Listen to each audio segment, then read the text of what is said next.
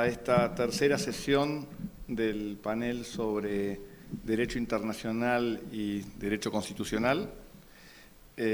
Mi nombre es Alfredo Vítolo, soy profesor de la Universidad de Buenos Aires de Derecho Constitucional y Derechos Humanos y Garantías, y me toca, por especial deferencia de los organizadores, presidir este panel en donde vamos a seguir discutiendo y analizando esta compleja interacción que se presenta entre dos áreas del derecho que a veces parecen antitéticas y que a veces en esa lucha plantean peleas que nos hacen acordar más a peleas en el barro que a realmente intentos de armonización.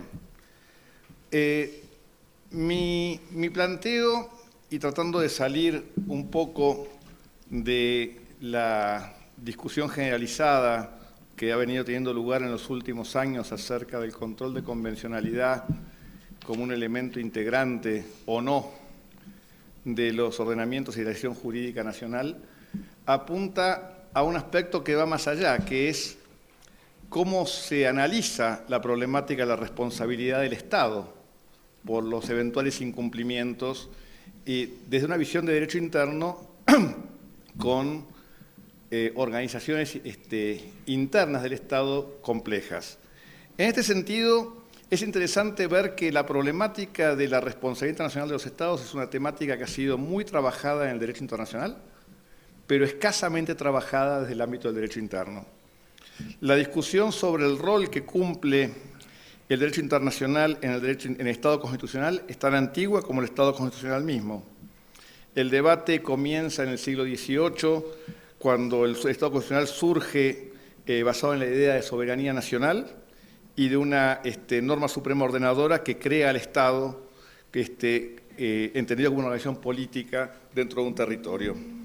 La idea de soberanía, esta idea que ya venía siendo desarrollada en la época de Grocio, plantea que no hay ningún poder por encima de ese poder soberano.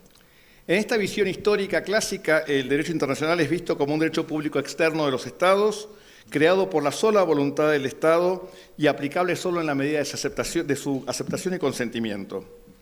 Esta es la visión que reflejan algunos textos constitucionales clásicos, entre otros el texto original de Argentino, que obliga al Estado a afianzar las relaciones de paz y comercio con las naciones a través de tratados que estén de conformidad con los principios de derecho público establecidos en la Constitución. O sea, una supremacía clara en el texto constitucional original del texto del derecho interno respecto al derecho internacional. Sin embargo, en los últimos 200 años es innegable que el derecho internacional ha mutado. Ha dejado de ser un mero regulador de relaciones interestatales para empezar a regular obligaciones de los Estados respecto de los individuos sujetos a su jurisdicción.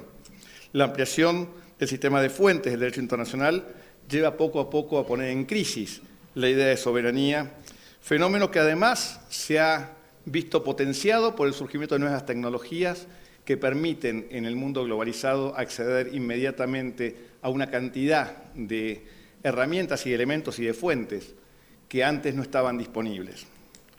La aparición, además del derecho internacional de los derechos humanos, la aparición y el reconocimiento de la existencia de normas ius cogens de derecho internacional son aspectos que van cambiando y que van modificando la discusión clásica entre monismo y dualismo. Kofi Annan, el ex secretario general de Naciones Unidas, llega a decir: el concepto de soberanía estatal, en su sentido más básico, está siendo redefinido. Los Estados hoy son generalmente considerados instrumentos al servicio de sus pueblos y no viceversa. Al mismo tiempo, la soberanía individual, la libertad fundamental de cada individuo, consagrada en la Carta de las Naciones Unidas y en los tratados internacionales subsiguientes, se ha visto reforzada por una conciencia renovada y cada vez más amplia de los derechos individuales. El derecho internacional de los derechos humanos comienza a ser visto como un régimen constitucional no escrito para un orden global. No obstante la regla de soberanía, comienza a aparecer el principio de responsabilidad internacional de los Estados, en virtud del cual un Estado es responsable por los actos ilícitos internacionales que le son atribuibles, sin que puedan alegarse violaciones a su derecho interno como justificativo para incumplir una norma internacional. Este principio, que surge primeramente como un principio basado en el consuetudinario, en el marco del principio pacta sunt servanda, se encuentra codificado en la Convención de Viena sobre Derechos de los Tratados. En la República Argentina, la Constitución otorga al presidente de la Nación, en su carácter de jefe de Estado, el ejercicio y manejo de relaciones internacionales, función que determina que sea el Poder Ejecutivo la voz que presenta en el ámbito internacional la posición del Estado, sin perjuicio de que en la determinación de esa posición puedan haber intervenido los restantes poderes de gobierno. Así, por ejemplo, la aprobación de un tratado requiere la aprobación congresional. Sin embargo, la estructura de división de poderes y el régimen federal de gobierno generan algunas cuestiones con relación a la participación del Estado en el concierto de las naciones y su eventual responsabilidad internacional. Con referencia al sistema federal y al manejo de relaciones internacionales, Juan Bautista Alberdi, el llamado padre de la Constitución argentina, ya en 1852 justificaba la necesidad de la unidad de posición internacional única del Estado argentino, sosteniendo: para el extranjero, para el que ve de fuera la República Argentina, esta debe ser una e indivisible, multíplice por dentro y unitaria por fuera. En tiempos más cercanos, dos internacionalistas argentinos, Podestá Costa y José María Ruda, señalan: el Estado federal constituye una sola persona jurídica internacional. El vínculo que une a sus miembros, los estados locales, se ha consolidado de modo tal que, si bien cada uno conserva y ejerce cierta parte de la soberanía interior, el resto, así como la soberanía exterior por entero, han sido delegados en un poder central, que es el gobierno federal. Ni Alberdi ni Podestá Costa y Ruda se refieren en los párrafos comentados a la responsabilidad internacional del Estado, sino a la distribución de competencias, pero las conclusiones pueden extenderse a ellas. Si consideramos la dinámica propia del derecho internacional hasta hace algunos años, esto no generaba mayores inconvenientes, toda vez que la posibilidad de que órganos diferentes al Poder Ejecutivo Nacional cometieran actos que constituyeran ilícitos internacionales era bastante remota. Sin embargo, el cambio de modelo de derecho internacional, que lleva a que otros órganos distintos de los poderes ejecutivos nacionales tengan actuación internacional, en Argentina, por ejemplo, se ha autorizado en la reforma constitucional de 1994 a las provincias, a los estados federados, a celebrar tratados internacionales, genera una modificación del planteo. Nada más que hablar también del derecho internacional de los derechos humanos, en donde que funcionan los tratados como estipulaciones a favor de un tercero, en donde el Estado se obliga, frente a la comunidad internacional, a respetar los derechos humanos de las personas sometidas a su jurisdicción. Y en este contexto se plantean dos ejes de conflicto en este ámbito. Por un lado, la estructura federal de gobierno en un Estado federal con provincias autónomas. Y en segundo lugar, el principio de separación de poderes, porque hoy resulta mucho más probable que el acto generador de responsabilidad internacional del Estado no tenga como autor al Poder Ejecutivo Nacional, sino cualquiera de los otros poderes del Estado. En este sentido, cabe señalar que para el derecho internacional y en lo que respecta a la responsabilidad del Estado, tanto la estructura federal como el principio de separación de poderes resultan absolutamente irrelevantes, pretendiendo inclusive el derecho internacional imponerse a los dictados de los ordenamientos nacionales aún de base constitucional. Así podemos realmente hablar para la República Argentina de un mecanismo que en alguna medida nos recuerda el misterio de la Santísima Trinidad: 24 jurisdicciones autónomas, 3 poderes del Estado y un solo sujeto internacional. En este sentido, el artículo 4.1 de la Resolución 56 del 83 de la Asamblea General de Naciones Unidas sobre responsabilidad internacional de los Estados del año 2001, recogiendo los principios presentados a la Asamblea por la Comisión de Derecho Internacional, señala con claridad que se considerará hecho del Estado, según el derecho internacional, el comportamiento de todo órgano del Estado, ya sea que ejerza funciones legislativas, ejecutivas, judiciales o de otra índole, cualquiera que sea su posición en la organización del Estado, y tanto si pertenece al gobierno central como a una división territorial del Estado. Este principio también fue reconocido por la Corte Nacional de Justicia en el caso Lagrand.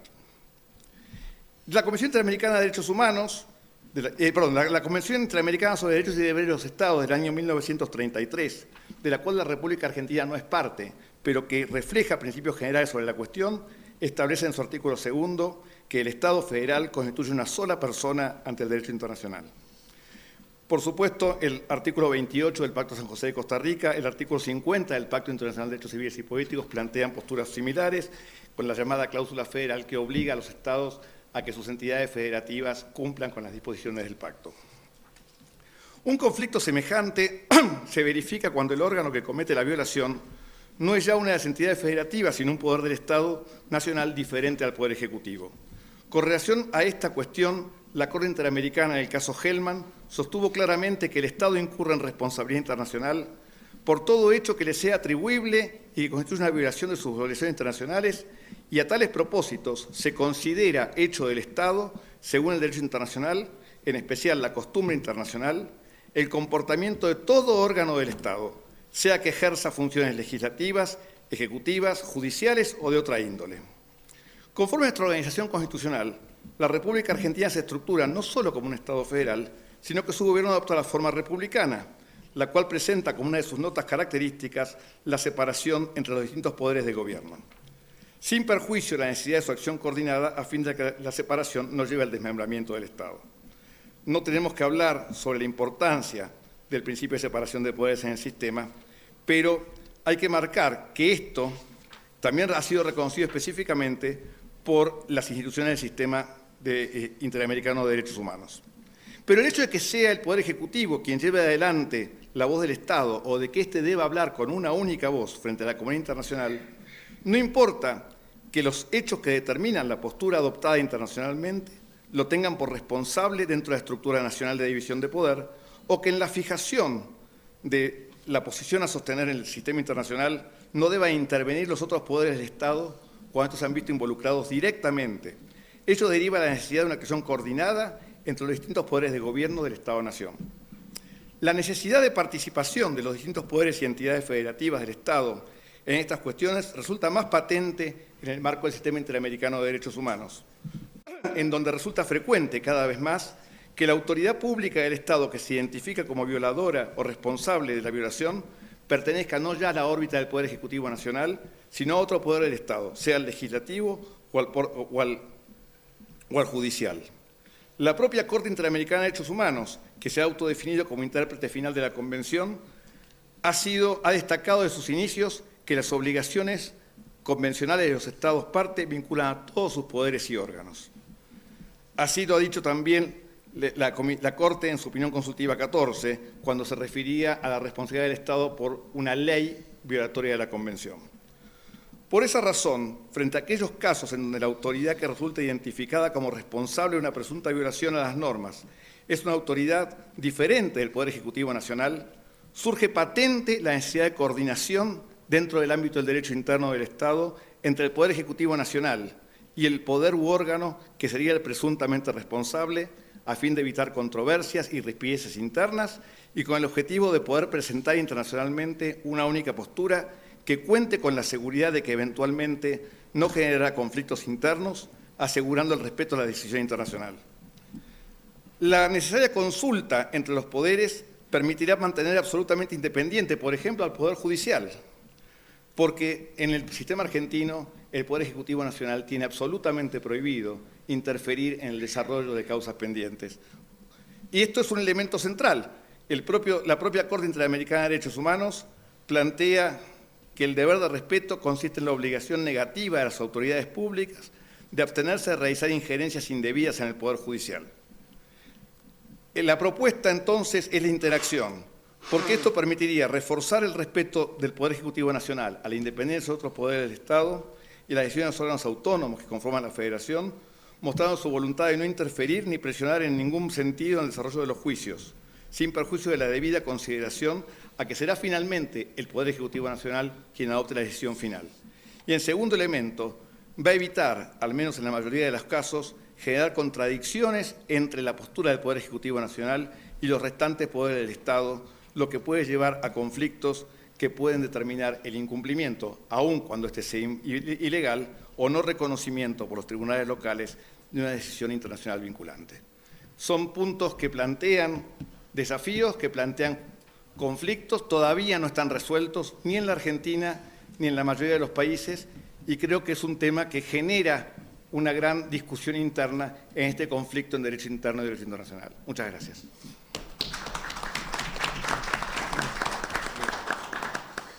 Bueno, le vamos a dar ahora la palabra al profesor Pablo Manili, profesor de Derecho Constitucional de la Universidad de Buenos Aires. Bueno, muchas gracias. Quiero agradecer en primer lugar a las autoridades y organizadores de este evento por haberme hecho el honor de invitarme a participar en él y al público presente por estar aquí acompañándonos en esta fría mañana. El derecho internacional y el derecho interno han sido siempre un matrimonio no muy bien avenido. Nunca se han entendido bien, siempre han tenido problemas de convivencia, siempre han querido primar uno sobre el otro. El tema es muy amplio, el tema es muy vasto.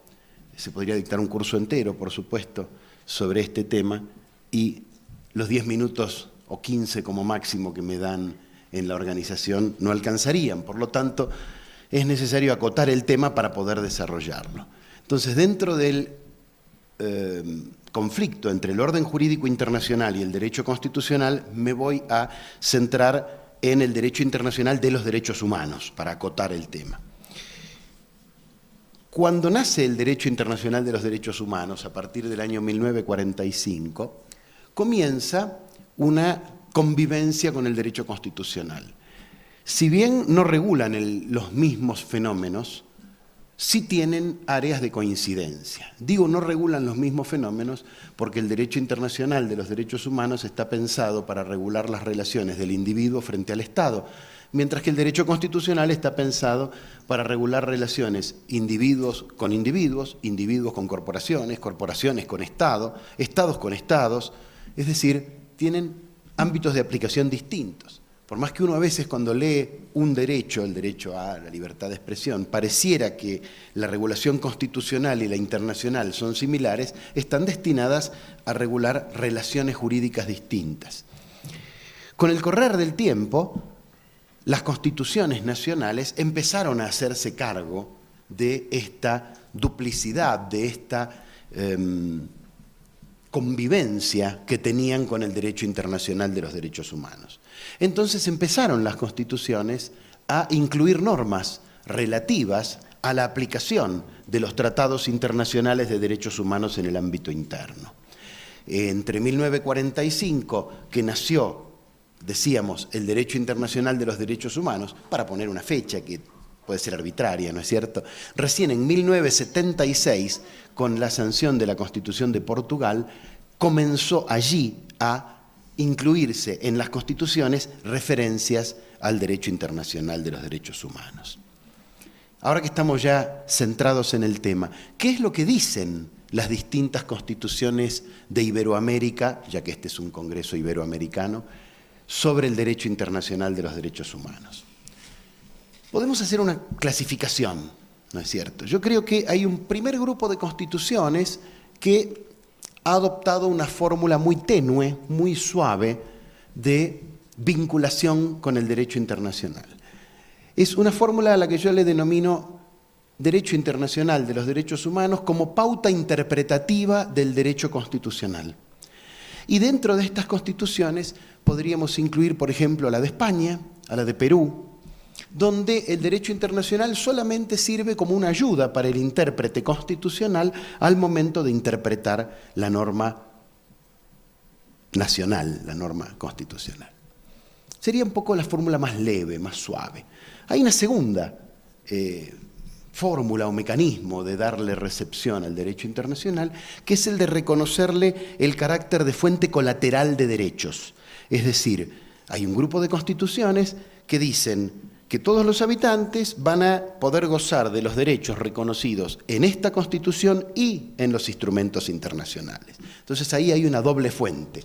Dentro de este grupo podemos mencionar a la Constitución de Portugal, que fue la que inició esta corriente, a la Constitución de Chile, a la Constitución de Brasil hasta su reforma reciente, donde se establece este mecanismo.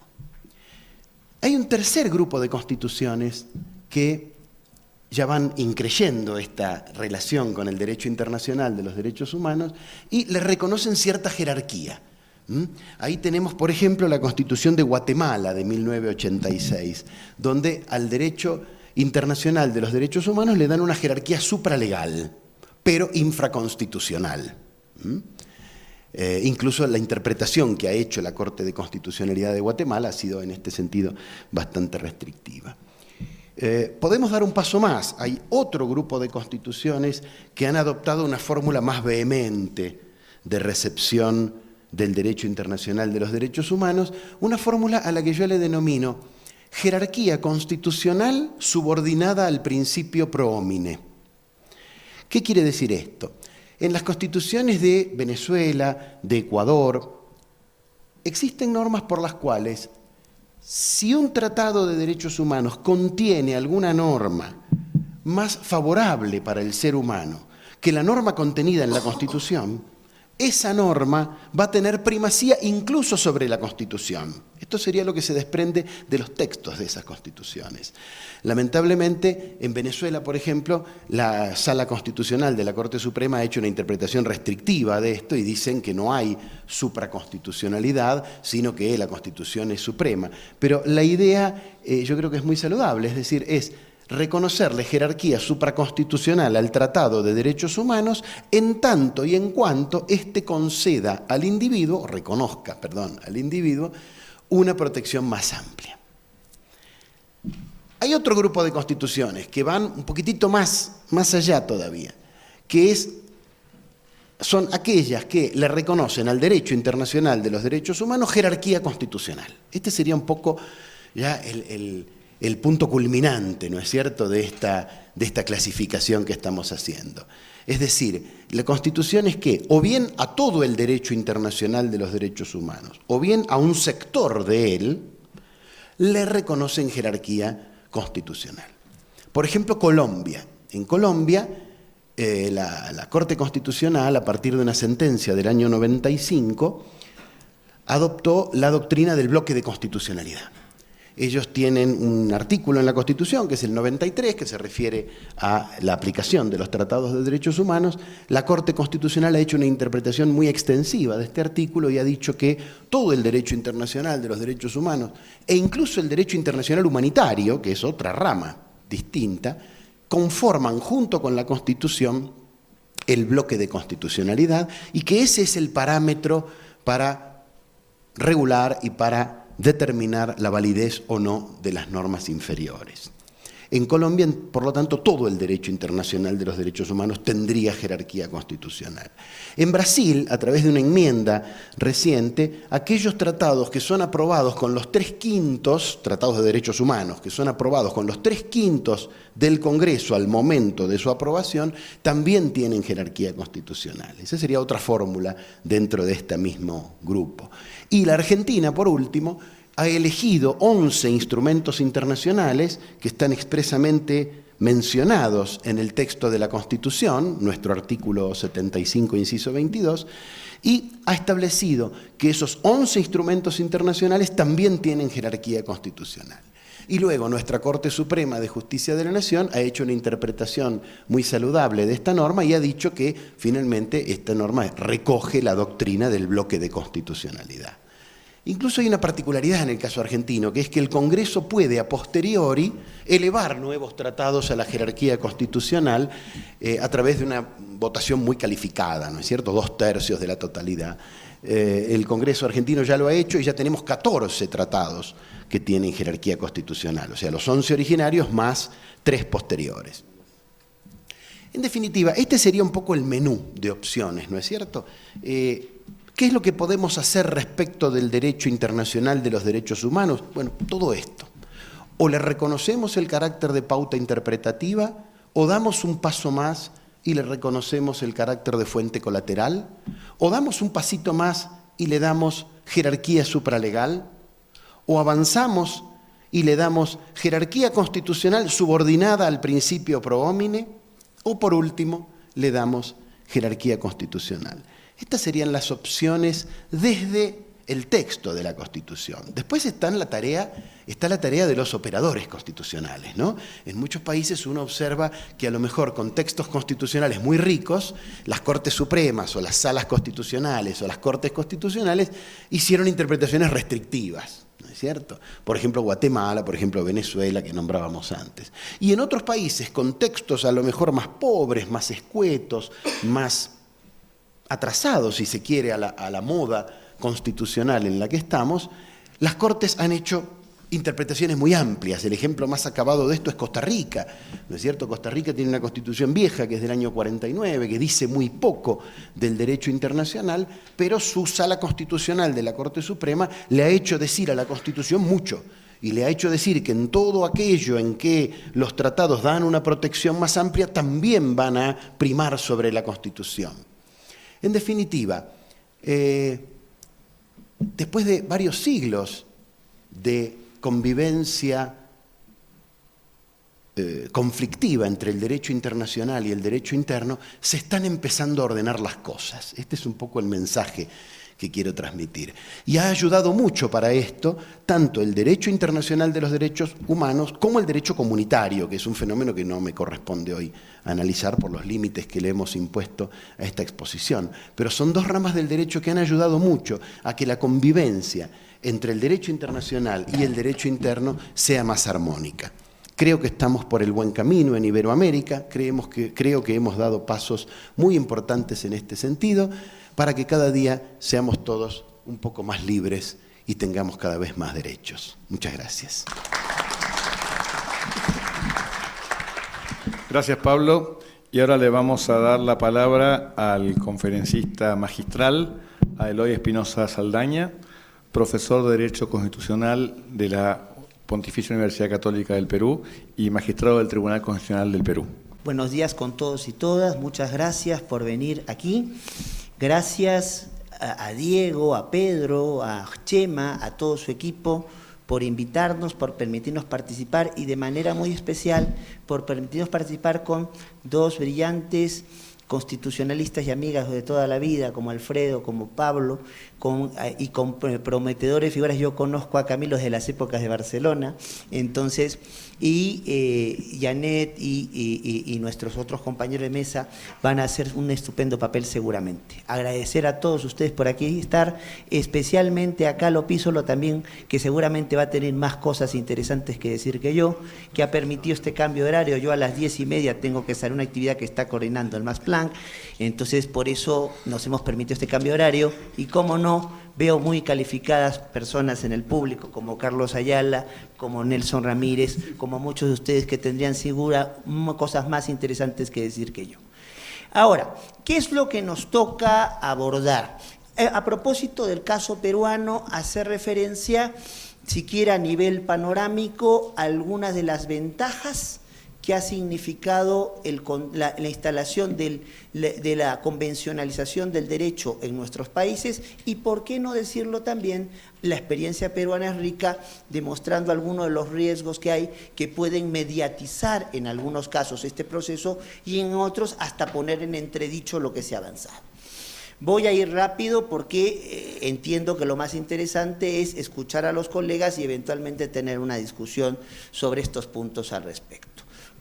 En lo referente a las ventajas, que duda cabe que en el caso peruano, como en muchos otros países latinoamericanos, la convencionalización del derecho ha ido en el fortalecimiento, en algunos casos más que en otros, y en casi todos ellos incompleto, pero valioso, de lo que es la institucionalización y la democratización de la vida política, social, económica de nuestros países. ¿Por qué no decirlo? Pongamos referencias en el caso peruano. Todo el proceso que ahora nos ha llevado a tener más de 16 años con elecciones continuas sin cuestionamiento a las mismas. Entonces, no se entiende si, entre otras cosas, no se toma en cuenta el papel de la convencionalización del derecho en este proceso. Todo lo que ha ocurrido de un país que ha sido el país con más condenas ante la Corte y más recomendaciones a la Comisión, pero que no tiene ningún proceso abierto por hechos ocurridos desde el año 2000 en adelante, no se entiende tampoco si no se toma en cuenta este proceso de convencionalización del derecho, que ha apuntalado, dando argumentos, dando sustento, dando sentido para la práctica de un escenario donde, si bien la cosa no es perfecta, se juega en lógicas más desinstitucionalizadas y más democráticas. En ese tenor también es importante resaltar cómo esta convencionalización en el Perú, como en otros países, ha servido también para darle a la Constitución y a la interpretación constitucional ya convencionalizadas una labor de transformación, pero de transformación para mejor, hacer más tuitivo el alcance de algunos derechos, hacer más respetuoso de parámetros democráticos el ejercicio de la autoridad. Y lo menciono con algunos casos concretos, en la ponencia está esto explicado con más detalle, en la ponencia escrita. Entonces, por ejemplo, qué duda cabe que mirando Valdeón García sobre plazo razonable se entiende por qué después el Tribunal Constitucional peruano en Nauce Paucar perfila un contenido de plazo razonable bastante más amplio de lo que se entendía antes. Se entiende también cómo el tema de la amnistía tocado en Barrios Altos o en Cantuta, a partir del caso Santiago Martín Rivas en el Perú también se entiende de una manera más tuitiva de los derechos fundamentales, tanto en el procedimiento a seguir como en el contenido de lo que puede tener este tipo de regulaciones. Se entiende también, y voy a mencionar dos situaciones para no aburrirlos y seguir avanzando, se entiende también el tema de lo electoral. Si uno ve Yatama, entiende por qué tenemos pronunciamientos como Espino Espino, como Lizama o como Castillo Chirino, se entiende. Y por último, para pasar a otro estadio de nuestra exposición, como cuando se toca el tema de las atribuciones de control para poder ejercer un juicio político o un antejuicio, según como sea el caso, entonces a la luz del Tribunal Constitucional contra Perú se entiende después pronunciamientos como Tineo Cabrera. Entonces, han permitido esta lógica de convencionalización hacer que los derechos se entiendan mejor y hacer que el riesgo de la arbitrariedad de la autoridad pueda ser más restringido. Es importante también, no entro en el detalle, veo que Juan, veo que los otros expositores de esta mesa entonces van a tocar ese tema. Entonces se está yendo hacia la configuración de un derecho común.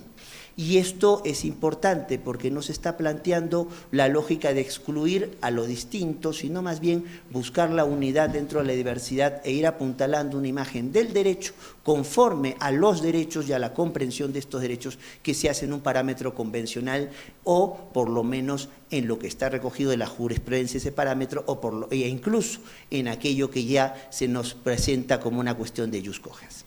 Y para cerrar este escenario de las ventajas, podremos bien mencionar cómo en el caso peruano, como muchos países latinoamericanos, se ha avanzado gracias a esta convencionalización a una lógica de un pluralismo dialógico. Se ha avanzado a poder entender que las decisiones importantes no se toman por sí y ante sí por la autoridad, sino hay que convencerlas, hay que consensuarlas, hay que tratar de generar consenso sobre eso. Tan rápido no pasa el tiempo, ¿no? Entonces, bien, entonces, pero frente a estas ostensibles ventajas y siendo partidario de lo que se está haciendo, no teniendo un poco la desconfianza que podemos sentir en algún discurso como el de nuestro querido amigo Alfredo, entonces también hay que ser honestos que este proceso de convencionalización tiene riesgos, enfrenta riesgos que los vamos a presentar brevemente, pero en 4 posibles escenarios.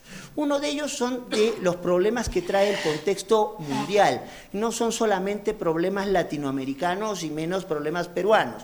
En ese tenor podemos hablar, por ejemplo, y en México, qué duda cabe, lo observamos con algunas cosas que están pasando de vecindades muy cercanas, cómo estamos ante un escenario donde el discurso de los respeto de los derechos es quebrantado y es sistemáticamente intenta ser quebrantado por algunas injerencias externas y a veces incluso internas. También esta idea de la necesidad de apuntalar desde el Estado, de la administración de dicho Estado, un buen gobierno, una buena administración, no voy a poder entrar en el tema por detalle. Si ayer ustedes tuvieron la oportunidad de escuchar al maestro Fernández Ruiz de una estupenda exposición que está en los materiales que les recomiendo revisar al respecto. Tenemos también un problema de este fenómeno que bien explicó Diego Valadez de desconstitucionalización del Estado. O sea, se acata pero no se cumple. Formalmente está rigiendo una lógica de protección de los derechos, pero vemos cómo hay un importante sector de la población que se maneja en los hechos al margen de eso. Vemos también problemas de concentración de poder y en algunos países, más que en el caso peruano, entonces incluso algunos malentendidos nacionalismos que nos llevan a fortalecer situaciones de exclusión con todo esto que constatamos. A esto en el ámbito latinoamericano hay que añadir 2 cosas más. Hay que añadir, por un lado, la debilidad institucional que tenemos que nos lleva a estar entre democracias insuficientes, Ahí tenemos escenarios desde un populismo, sea de derechas o de izquierdas, tomen el gusto que ustedes quieran, o lo que, por ejemplo, Schumpeter llamaría, y recoge muy bien Pedro Salazar en un estupendo trabajo que recomiendo leer, de la idea de democracias elitistas excluyentes. O sea, hay formas democráticas, pero quien gobierna y es un grupo muy pequeño que gobierna para ese grupo muy pequeño. Entonces, en este contexto, ¿qué pasa muchas veces ya en el ámbito de los derechos en América Latina? Un reconocimiento, a veces hasta grandilocuente de los mismos, pero una práctica concreta que no permite su ejercicio y además que se denota muy claramente, por ejemplo, cuando vemos el recorte y la titularidad de muchos de esos derechos a ciertos colectivos. O sea, el derecho está, pero el derecho en el fondo no está, o por lo menos no está para todos. Entonces, ahora, estos son algunos riesgos de contexto. Pero no olvidemos algo, el proceso de consolidación de la convencionalización del derecho en la mayoría de nuestros países ha sido un proceso impulsado desde sede jurisdiccional, ha sido impulsado a nivel jurisprudencial. Pablo señalaba muy bien los problemas que hace una corte cuando abdica de su papel, la corte venezolana, y yo podría resaltar cómo la defección del texto de 1993 en la protección de la convencionalidad del derecho, entonces la convencionalización del derecho, se suple precisamente por la labor del Tribunal Constitucional. Es el Tribunal Constitucional peruano que en algún momento señala que control de constitucionalidad y control de convencionalidad, hay que entenderlo como parte de lo mismo, es el que le va a dar rango constitucional a los tratados sobre derechos humanos, la sentencia del caso Profa, la sentencia del caso de la minera Sulliden, y de ahí en adelante vamos a una lógica de convencionalización del derecho en los casos que he mencionado ya. Entonces, pero, ojo, estas ventajas del escenario jurisdiccional no están exentas de riesgos, y ahí hay que siempre pensar muy en detalle en temas como el del perfil del juez. O sea, ¿a quién se nombra juez? ¿Cuáles son los mecanismos de su promoción? ¿Cuáles son los mecanismos de su eventual sanción? Que es una manera de jugar, condicionar su actuación. ¿Cuáles son los mecanismos de la salida de estos jueces? ¿Qué aptitudes, qué actitudes le pido a un juez que ya no va a ser solo un juez constitucional, sino un juez convencional? Y también hay que pensar en el tema de la legitimidad. No voy a entrar en la enorme discusión sobre el argumento contramayoritario del juez, entonces dejemos que Roberto Gargarella haga su trabajo o que Roberto Viciano, que lo veo por aquí, también haga el suyo. Y ahí sabemos que hay oposiciones desde la democracia participativa hasta el constitucionalismo popular y toda la vieja discusión norteamericana también al respecto. Yo solo diré que no todo elitismo en algunas situaciones es malo, y cuando hay un elitismo para la defensa de derechos, entonces no me preocupa tanto que los jueces respondan a una lógica aparentemente contramayoritaria, si con eso permiten la defensa de los derechos de todos y sobre todo de las minorías. Pero, con todo, es un riesgo que hay que tener presente. Ahora, pero el escenario jurisdiccional también pues tiene otros problemas. Mencionaré dos rápidamente para ir hacia el último punto de la exposición. ¿Cómo andamos de tiempo? Oh, perfecto. Perfecto, bueno, muchas gracias. Entonces, en primer lugar, el juez, y sobre todo, y lo digo yo que ahora me toca ser juez, pero el juez, pero vinculado más a la judicatura ordinaria, aunque también uno lo ve en los jueces constitucionales, tiende una tentación al hiperformalismo. Y el hiperformalismo en realidad suele estar reñido con la defensa de los derechos y suele estar reñido con la limitación del poder de la autoridad, que es justamente lo que se busca potenciar en un escenario de convencionalización del derecho. Entonces, ahí hay un trabajo muy fuerte con los jueces, vengan de donde vengan, para evitar que quienes debieran promover este fenómeno no terminen saboteándolo. Pero ese problema no solo se da a nivel del juez mismo, sino lo que el juez muchas veces encuentra. ¿Cuáles son los límites a la labor de un juez?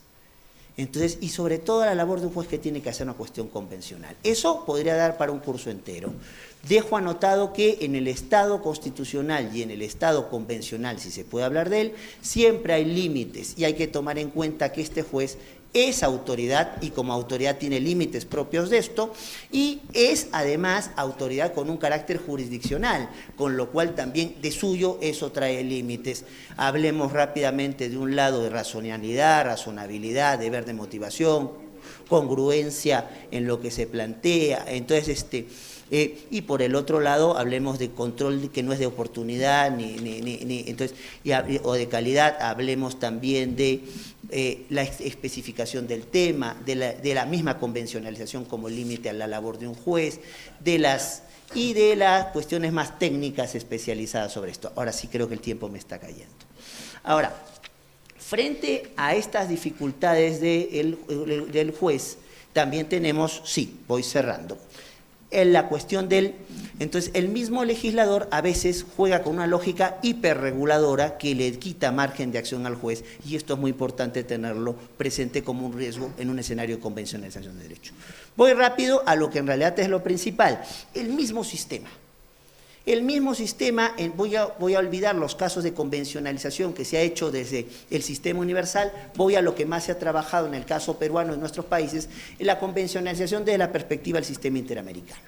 Y aquí hay que tener claro cuáles son los pilares de este sistema interamericano: control de convencionalidad, sentencias con carácter de reparación integral y la posibilidad de audiencias y sentencias de seguimiento, que son, digamos, los rasgos distintivos. Entonces aquí los europeos, si están, permitirán decir que esto no hay, de esta manera no hay en Europa. Ahora, control de convencionalidad. Dos ideas para no pasarnos en el tiempo. Y no voy a entrar en la vieja discusión por qué control de convencionalidad y no margen de apreciación estatal. Para eso hay gente que lo va a explicar seguramente mejor que yo. Pero sí hay dos cosas que hay que plantear, que creo que no podemos descuidar. Diálogo bien, diálogo indispensable, diálogo multinivel hay que hacerlo, pero también hay que ser claros. Entonces, en toda situación de real o aparente conflicto, hay algo que prima y hay alguien que resuelve, que articula como último intérprete.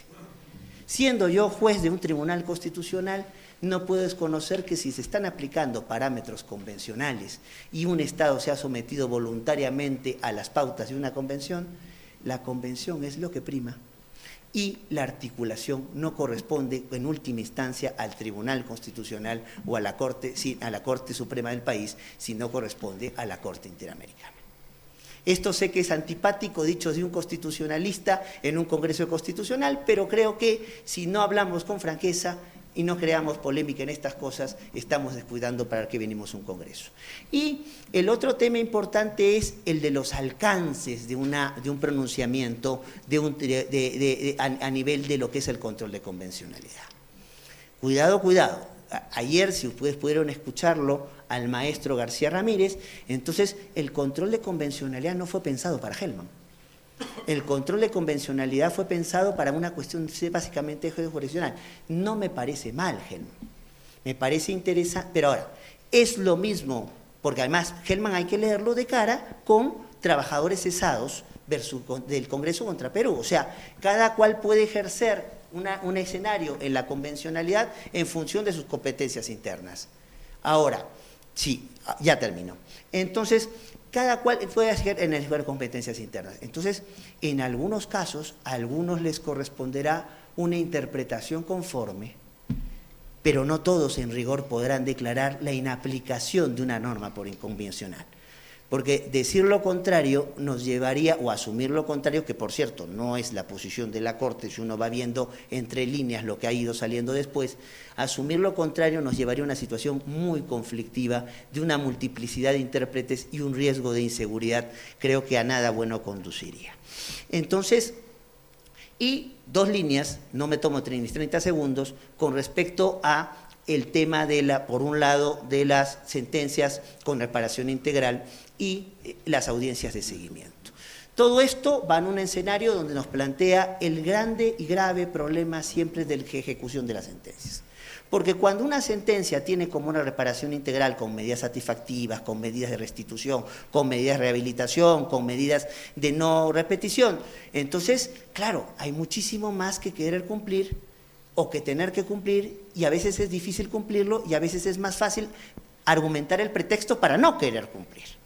Entonces, si además de esto vamos a tener no una negociación con el Estado, que es lo que juega la lógica del margen de apreciación, negociación que es injusta, porque en Europa, obviamente, Alemania no negocia igual que Chipre. Entonces, vamos a tener un escenario en el cual algunos países de buena voluntad van a poder cumplir sus sentencias y otros no tanto. El caso peruano es un caso paradigmático al respecto. Perú tiene 27 condenas ante la Corte, 20 sobre cuestiones de lo que es penal y terrorismo, 4 sobre asuntos laborales, 2 sobre debido proceso, 1 sobre nacionalidad, el caso Ibcher. ¿Cuántas ha cumplido a cabalidad según la Corte? 1. Aun cuando ya hace 15 años tenemos gobiernos democráticos, no siempre es fácil cumplir los alcances de las sentencias. Y porque en algunos casos, también hay que decirlo, no ha habido voluntad de los estados de cumplir a cabalidad las sentencias. ¿Cómo hacemos entonces para que la ejecución sea cabal y no juguemos a desgastar el sistema pidiendo más allá de lo que se puede ejecutar? Sin duda, allá hay un riesgo que hay que abordar.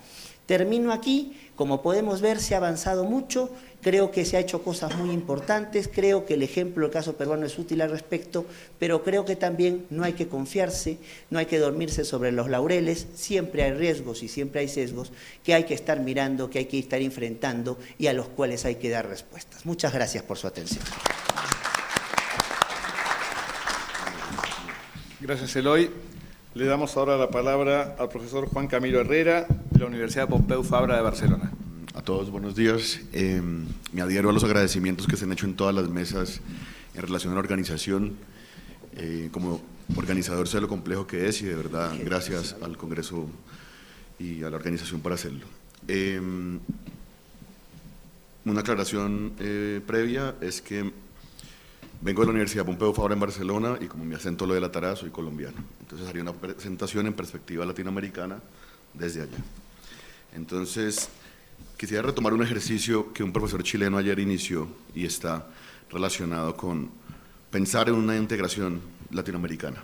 Y entonces, a mi manera, quisiera hacerla, sobre todo porque es extraño que un profesor chileno, que un chileno hable de integración. Chile es quizá el país más reacio a la integración y en eso, pues, en honor a él, quisiera reiniciar a mi manera lo que le intento. Entonces, en esa medida, los invito a pensar en este continente con esta extensión, con esta población, con una historia común basada en una espiral indígena, africana y un crisol europeo y de otros orígenes que nos ha llevado a lo que sea que seamos hoy. A 2 lenguas estructurales y muchas lenguas tradicionales por proteger, pero en sí la lengua no es un problema para comunicarnos. La religión tampoco es un problema en nuestra región, como tampoco hay un conflicto racial en nuestra región que nos impida una integración como lo es en otras regiones del mundo. No hay un conflicto armado entre las naciones y Colombia, al parecer, puede que se ponga a tono con el estándar del hemisferio. Y ya retomando hacia donde quiero aterrizar, también tiene que ver con que tenemos unos sistemas políticos y jurídicos similares. Entonces lo voy dejando así, y que nuestra historia, desde el ADN de nuestro nacimiento como repúblicas, ha estado una idea de integración. Entonces lo dejo básicamente en eso. Según el último informe de Latinobarómetro de 2016, el 77% de los latinoamericanos quisieran más integración económica y un 69% incluso ceder soberanía y buscar la integración política. Entonces, bajo ese esquema ya aterrizo el eje hacia donde me quiero acercar, que es el proyecto del Ius Comune en América Latina, que lleva solo 14 años y es mucho lo que se puede cohesionar, como muy bien Eloy lo ha introducido. Y quiero introducir es cómo en esta tríada de Estado de Derecho, democracia y derechos humanos se ha avanzado a la convencionalización e interamericanización, o lo que sea que quieran llamar que pase por fuera de la frontera de cada uno de sus estados. Postnacionalidad, supranacionalidad, supraestatalidad, como quiera que se llame. Entonces, dentro de ese enfoque, estos son los fines que yo considero que el ICAL está tratando de llevar a nuestra región, basado en un constitucionalismo transformador en el que desde el sur global, India, Sudáfrica, especialmente Colombia y otros países que se han sumado, Costa Rica y como muy bien Perú también, es una posibilidad de poder irradiar esas iniciativas en el resto de la región.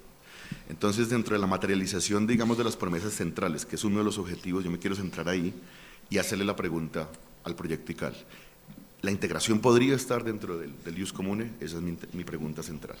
Entonces, ¿Y ese ICAL en qué parte de la Constitución está? Entonces ahí me retomo a la metáfora de Gargarella con la sala de máquinas entre parte dogmática, parte orgánica, y mi revisión en mi investigación doctoral básicamente concluye por ahora es que el ICAL estaba enfocado en parte dogmática, garantía de derechos fundamentales, materialización, y eso ha sido genial en estos 14 años. Pero cuando se revisa la parte orgánica es muy poco, pero de cara, digamos, a los desafíos del siglo XXI, creo que es posible ir llegando y acceder a la sala de máquinas y meternos con la parte orgánica. No obstante, con eso, la pregunta creo, lo que hasta ahora se ha conseguido es un jus comune en derechos humanos o un jus constitucionale comunes, vamos a decir, a todo el derecho constitucional, esa es mi pregunta. Considero que hasta ahora esto es un jus común en derechos humanos que se necesita ampliar, pero que no llega todavía al todo de la Constitución. Entonces, sobre todo, hago esta pregunta porque esta es una etapa de solidificación, ¿ya? En el que precisamente, y aunque parezca un poco sofista, es incómodo preguntar, pero yo quiero preguntar si de cara a lo que son los desafíos de este siglo, solo llevamos este 16% cargado de siglo, en algún momento de nuestra historia, ¿será posible pensar en la integración? Entonces ahí viene. No obstante, la revisión, textos fundacionales de la teoría y expresamente no lo contemplan. Dice, el ICAL no apuesta por la integración funcional, se apuesta más por una integración regional de derechos. Los mecanismos de integración económica son considerados poco prometedores, eso es cierto, por lo tanto se busca la integración en derechos humanos y por tanto el ICAL no tiene como objetivo la integración económica y política de Latinoamérica. No obstante, también se revisan otros textos y de las publicaciones, coloquios, seminarios, que no solo se dan en Heidelberg, sino en distintos lugares, con distintos académicos, en una red amplia en Latinoamérica, se ha intentado y de hecho se estudia la integración. Entonces yo pregunto ahí, ¿sí o no? Eso es básicamente. Y ya digamos en el segundo eje de mi intervención, de lo que manejo en mi artículo es, ¿por qué el ICAL no puede contribuir a la formación de un bloque regional? Entonces ahí me remito a la experiencia europea. Cuando en Europa se sale de ese Estado-nación, a lo que sea que se llame hoy o lo que sea que quieran llamar a la Unión Europea, tanto a nivel de derechos fundamentales como a nivel constitucional, es decir, no solo jus comune de derechos humanos, sino en el todo, la pregunta es, en nuestra región, esa traslación de los poderes se repite de forma similar, claramente es muy deficiente y no podría ser así. En mi investigación de posgrado lo que he venido haciendo es que en la mayoría de nuestras constituciones, desde Canadá, pues para abordar todo el hemisferio, hasta Argentina, la gran mayoría contempla una cláusula por integración, es decir, en mayor, intermedia o menor apertura, así las he categorizado, los poderes constituyentes desean la integración, ¿ya? Y entonces, en ese sentido, desde el punto de vista del constitucionalismo aspiracional de Chepel, de García Villegas, es hacia allá donde digo, y quisiera rendir un homenaje a los que hace 100 años soñaron por los derechos sociales, que durante mucho tiempo fueron cláusulas dormidas y que cerrando el siglo comenzamos a despertarlas y todavía necesitamos despertarlas del todo. Entonces, en ese sentido, considero que la cláusula de integración es una cláusula o sleeping clause que deberíamos despertar en algún momento de este siglo, sobre todo para responder a tu pregunta, el cómo podríamos garantizar precisamente desde la integración. Si se revisan los tratados de estas organizaciones, todas y cada una, que son iniciativas de derecha, de izquierda, ahí están todas. En todas se hace referencia expresa a la integración latinoamericana. Todos sueñan eso. No obstante, y siguiendo al profesor indio Bhagwati, este es nuestro resultado. Un spaghetti bowl que literalmente es una orgía, ¿ya? Y así lo califica él. Este desorden en algún momento hay que retomarlo y bajo un jus comune ordenado debería ser replanteado. Ahora, otra pregunta que quiero hacer al ICAL también es, lo que está pasando a nivel interamericano puede llamarse un corpus iuris latinoamericano, a nivel de derechos fundamentales sí, constituciones nacionales, jurisprudencia nacional, transnacional, jueces dialogando, podríamos hablar que la convención y el todo es un corpus iuris. Lo que está pasando en las otras organizaciones que también regulan a nivel transnacional, economía, integración política y social, ¿eso es un corpus iuris? En principio considero que no. Entonces, para ir retomando ya las conclusiones, y sobre todo a los desafíos que tenía ahí. ¿Qué pasa si el constitucionalismo transformador fallece? ¿Qué pasa si estados reacios como Venezuela? ¿Qué pasa si no pueden, digamos, las buenas experiencias de Colombia irradiarlas, o de Costa Rica, o de la Corte Interamericana al todo? ¿Cómo llegar ahí? Entonces mi respuesta es básicamente, precisamente la integración podría ser la forma. Es hacia allá hacia donde quiero apuntar, digamos, en el resultado final de mi investigación. Entonces, bajo ese esquema, y ya digamos para ir cerrando la conclusión, el profesor Famogdandi en la intervención del miércoles habló que el ICAL es un todo que es más que sus partes. Considero que para que ese todo exista debe contemplarse la integración. Por eso he elaborado estas preguntas para abrir un debate, digamos, constructivo en esta precisa etapa o de clarificación conceptual, si estoy interpretando mal.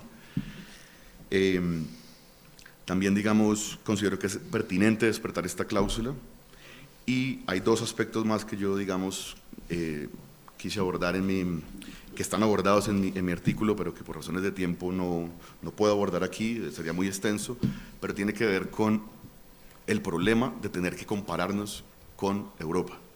Europa es el único bloque que hasta la fecha se ha podido integrar. Si se revisa África, Asia, hay intentos, pero lamentablemente Europa, necesariamente, y no por apelar a un neocolonialismo, ahí planteo unas formas de cómo podría hacer esa comparación sin caer en neocolonialismo, sin volver a ese esquema de copiar, pegar, sino precisamente filtrar y adaptar a nuestras realidades y aprender de la experiencia de ellos. Y otro es que la integración precisamente podría ayudarnos a acceder a la sala de máquinas. La reforma en Latinoamérica se da cada 16, 20 años, es un promedio, se hace una reforma constitucional en Latinoamérica. ¿Cómo hacer que para que la experiencia de Bolivia, Ecuador, Venezuela, del último cierre del siglo XX, llegue a los nuevos o a los sistemas reacios, especialmente los del Cono Sur, a nivel del texto?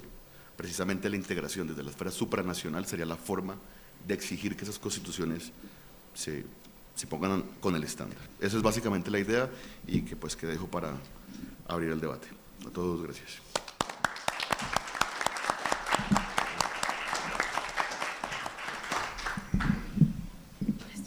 Bueno, muchas gracias, Juan.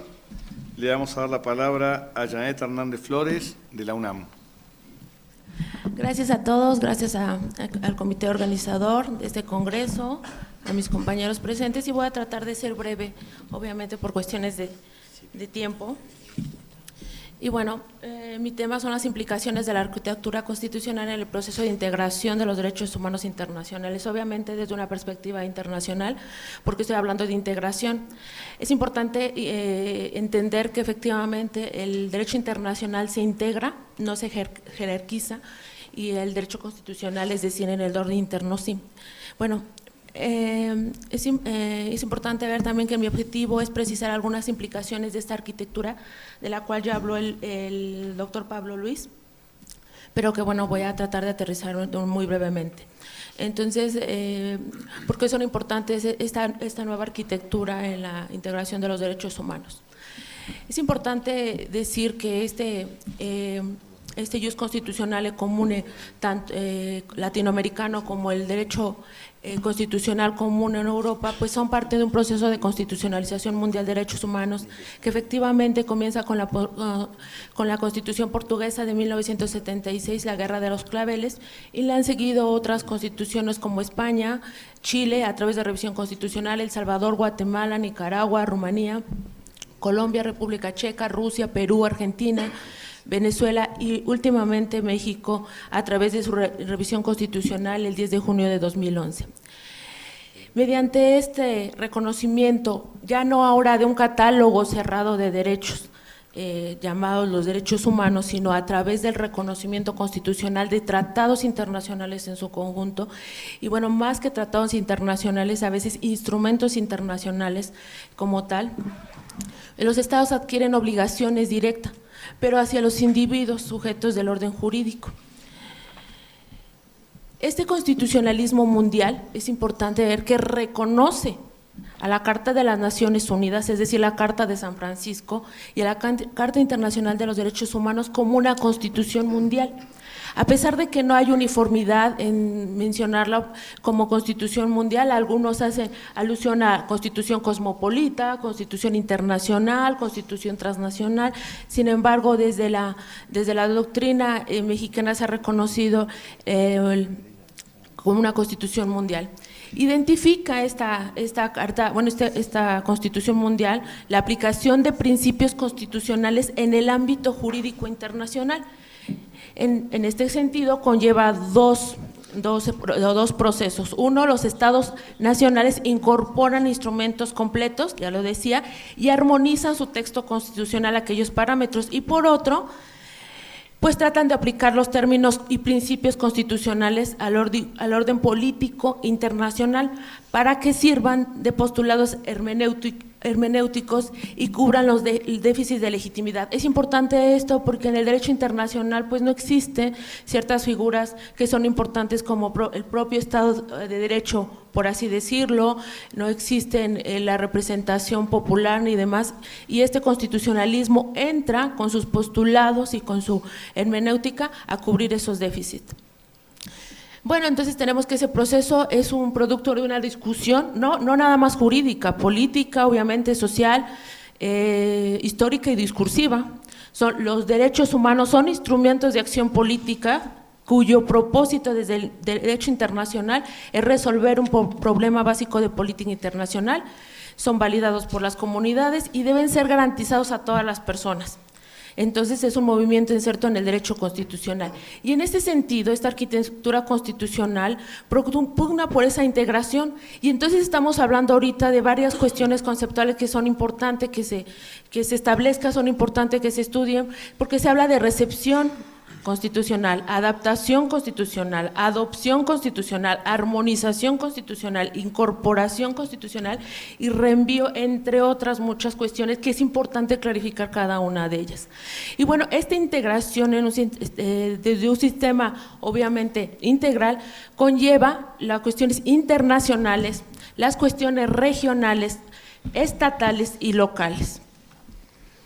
Y todo esto en relación a valores liberales que son importantes y que van a figurar como el andamiaje y también como la fuerza de esos derechos humanos, que es el propio constitucionalismo, el Estado de Derecho y la propia democracia. Y en este sentido es importante ver cómo los derechos humanos han sido un producto histórico que no nada más es una corriente ideológica de tipo liberal, como se le ha querido decir, también ha sido producto de una ideología socialista a través del protocolo, del Pacto de los Derechos de y después del protocolo.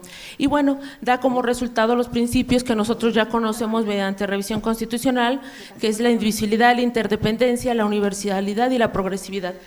Y bueno, esa consolidación del sistema internacional de derechos humanos es importante. ¿Por qué? Porque anteriormente los estados solamente eran los sujetos de obligaciones. Actualmente también los individuos forman parte de este sistema internacional y por consiguiente se ha quebrado esa perspectiva que solamente los estados podían intervenir en cuestiones internacionales. Pero también por la ayuda y por la perspectiva de las organizaciones civiles, de las ONGs internacionales que han pugnado y han sido contestatarias en todo este andamiaje que a veces no se les reconoce. Entonces, actualmente el análisis integral de los derechos humanos tiene que ver con el propio sistema internacional de derechos humanos, pero también con las posturas críticas. Las posturas críticas, en este caso, que pugnan también por ver a esos sectores, a esta multiculturalidad, a esa interculturalidad que existe, no nada más lógico a nivel regional, sino a nivel mundial, y que pugna obviamente todo esto por la dignidad de las personas a través obviamente de los derechos humanos.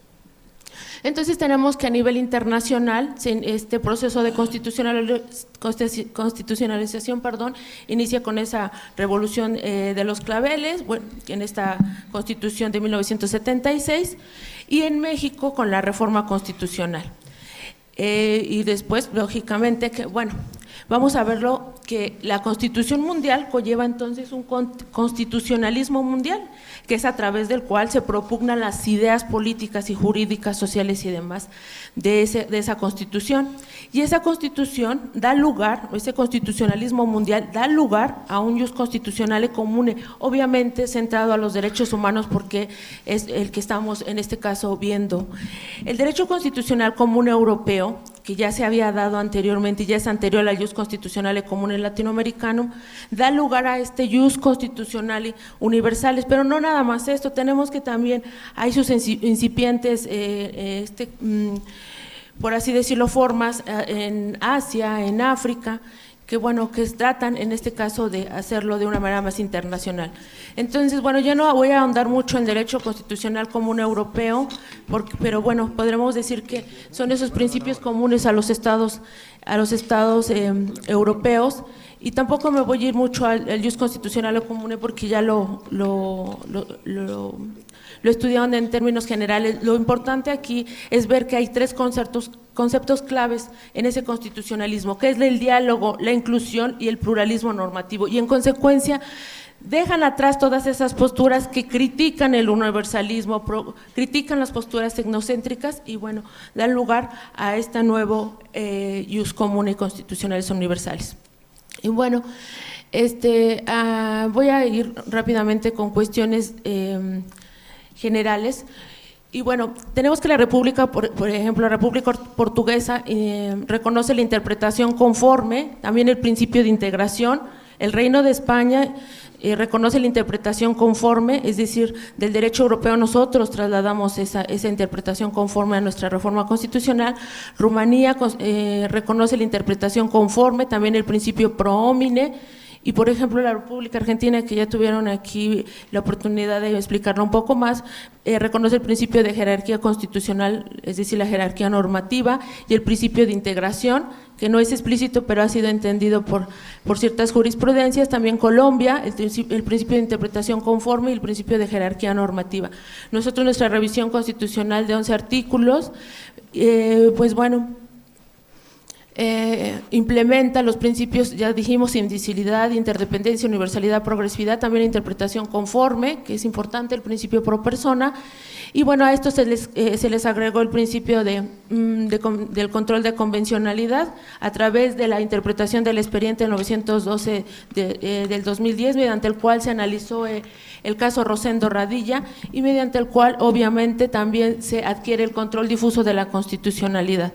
Y bueno, tenemos que la Suprema Constitucional con esta reforma no fue trastocada, si bien es cierto la jerarquía normativa, es decir, a nivel estatal, sí fue. Y por otra parte, bueno, es importante ver que actualmente la Suprema Corte reconoce 171 instrumentos internacionales en materia de derechos humanos, los cuales deben de ser ya obviamente conocidos e interpretados por todo el Poder Judicial de la Federación, y que nosotros, como lo decían bien nosotros, a pesar de tener todos estos instrumentos internacionales reconocidos, la única sentencia de la Corte Interamericana de Derechos Humanos que hemos cumplido cabalmente es la Castañeda-Gottman, y todas las demás están en vías de cumplimiento. Entonces tenemos que, bueno, que en este sentido, la reforma constitucional es un cambio paradigmático, hay mucho por avanzar, pero es importante ver que a todos estos tratados internacionales se les designó y se les asignó el carácter de decisiones políticas fundamentales, es decir, derechos humanos fundamentales, y con ello la asignación, en este caso, como parámetro de constitucionalidad. Bueno, muchas gracias. Gracias, Janet. Vamos a darle ahora la palabra al profesor Daniel Montero Cendejas, profesor investigador de la Universidad Autónoma del Estado de Morelos y profesor de la UNAM. ¿Qué tal? Muy buenos días. Ante todo, un reconocimiento a todos los organizadores, a nuestros compañeros Diego Valadez y amigos que han hecho posible este evento en el marco de un centenario que es el de la vigencia de nuestra Constitución. Celebro compartir esta mesa en un tema tan importante como es este, que es básicamente hacia un derecho constitucional universal, derivado de todas las reformas en materia de derechos humanos, derivados de la convencionalidad, y no voy a tocar en una precisión por el espacio y por tiempo lo que significa el transformar el ordenamiento constitucional de un país a través de cuerpos normativos o cortes internacionales que en algunas latitudes en el territorio continentales o en ciertas partes del mundo se han dado, como Kosovo, como en algunas otras partes con las cortes penales, que para efecto de esta naturaleza se vierten y se canalizan como suplir lo que significa el poder constituyente. No podemos no podemos evitar hablar de la Constitución. ¿Qué es una Constitución si no es la expresión viviente de un ordenamiento jurídico que está por encima de cualquier otro ordenamiento en una nación determinada? Este ordenamiento constitucional ha variado hace 100 años en la Constitución de 1917 a lo que estamos ahora. Es un país que ha cambiado, es un país que se ha multiplicado en habitantes y que ha incorporado una serie de reformas constitucionales que pareciera que se alejan de su cuerpo constitucional o que del origen mismo. Yo quiero precisar esta exposición en 3 vertientes fundamentales. Somos una sociedad global que implica una ciudadanía global, que implica un comportamiento global en la problemática que este universo nos presenta. No solamente desde el punto de vista jurídico, sino básicamente desde un punto de vista económico. Somos estandarizados en una pobreza generalizada, pertenecemos a una generación de esta técnica nueva de herramientas que a través de una red nos interacciona, nos une y nos confronta. Esto ha sido un cambio paradigmático en todo el universo de lo que el derecho y las ciencias sociales podrían haberse conformado y haber extendido su pensamiento para decir si es vigente un ordenamiento o no es vigente. La suma de esta globalización y de esta nueva conformación social que nos ubica como ciudadanos del mundo, nos obliga a profundizar en lo que sucede alrededor del universo legal. ¿Qué más? Las definiciones de la SAL, donde se plasmaban los factores reales de poder en una constitución, siguen siendo vigentes. Los retos del derecho internacional, que no voy a entrar al convencionalismo, que no voy a entrar ni al control difuso que se ha derivado, ni al poder constituyente, ni al poder constituido, trae consigo 2 implicaciones. Podemos hablar de una constitución que es vigente en un Estado de Derecho en donde ya no existe el Estado de Derecho o está en etapas de extinción. Podemos hablar de un Estado de Derecho donde las normas están solamente vinculadas en un concepto declarativo, sin ningún proceso de aplicación real que le dé esa seguridad jurídica a la ciudadanía global de nuestros días. Yo creo que esos son los grandes retos y los desafíos de un derecho internacional. Si vemos qué está pasando con los desplazados, con los migrantes, con todo lo que está alrededor de Medio Oriente y donde ni la Corte Penal Internacional, ni la Corte Internacional de Derechos Humanos, ni la Corte Interamericana de Derechos Humanos, ni las Cortes Internacionales de Justicia, ni tampoco el Consejo de Seguridad de Naciones Unidas hace nada alrededor de lo que está sucediendo en Siria, etcétera, nos debe de preocupar y nos debe de alentar al planteamiento de un derecho internacional penal que garantice la convivencia ordenada entre los congéneres de este planeta. Los grandes retos del derecho internacional frente a un derecho escrito interno dentro de un derecho constitucional, esos son los grandes desafíos de nuestro siglo, de nuestro tiempo. Entender que una declaración, que una vigencia del Estado de Derecho, que una Corte que proclama y dicta normas internacionales no es capaz de garantizar la convivencia pacífica ordenada bajo los principios de una soberanía, bajo los principios de lo que establece los grandes momentos y movimientos universales como es la justicia, como es la libertad, como es la dignidad. En ese marco está mi trabajo, en ese marco se desarrolla este planteamiento de no solamente entender a través de la declaración y la incorporación de derechos humanos un derecho constitucional universal, sino a través de una sociedad global que reclama un espacio en una sociedad que garantice el ejercicio cotidiano de sus derechos y el respeto a su dignidad humana. Yo creo que en ese marco, en la posibilidad que nosotros podamos construir una constitución cada vez más vigente, una constitución que esté plagada de estas herramientas normativas y que no solamente el alcance legal de sus organismos jurisdiccionales garanticen su vigencia, sino que es este universo internacional, este nuevo planteamiento de un derecho internacional penal, punitivo, que garantice el respeto a la sociedad humana.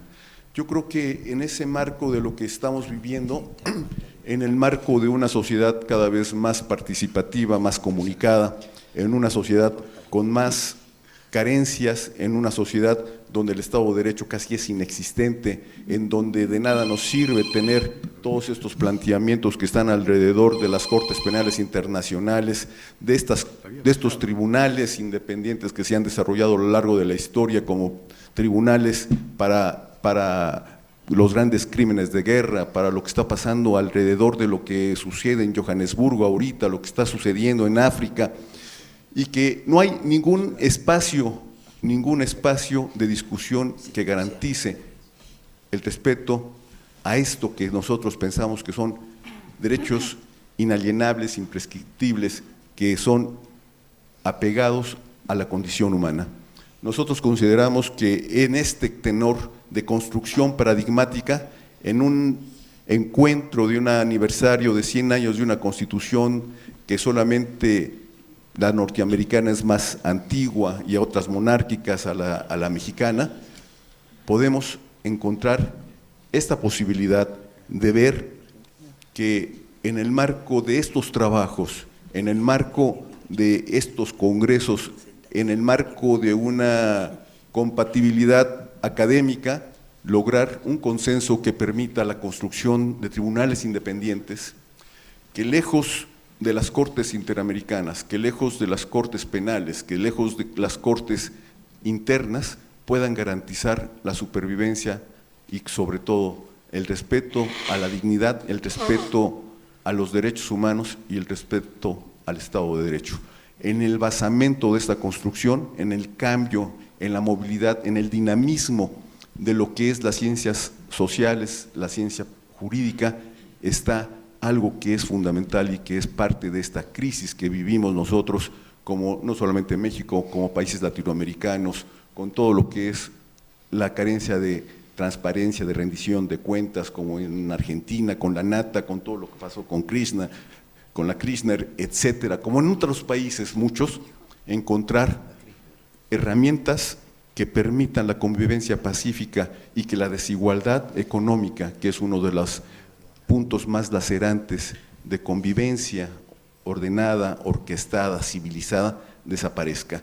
Yo creo que en esa construcción de un tratado, no solamente de tratados internacionales, esto del nuevo modelo acusatorio penal, que es un legado de un sistema anglosajón y que en un país lleno de corrupción, en un país con tantas carencias que existe, pues a veces lo vemos tan alejado, pero que están ahí presentes en los ordenamientos jurídicos. Los retos de nuestro tiempo es que el Estado de Derecho, que los ordenamientos internacionales sean a favor de una sociedad global, incluyente, y que sea esta plena en su vigencia de derechos humanos. Muchas gracias y ya me pasó nada más.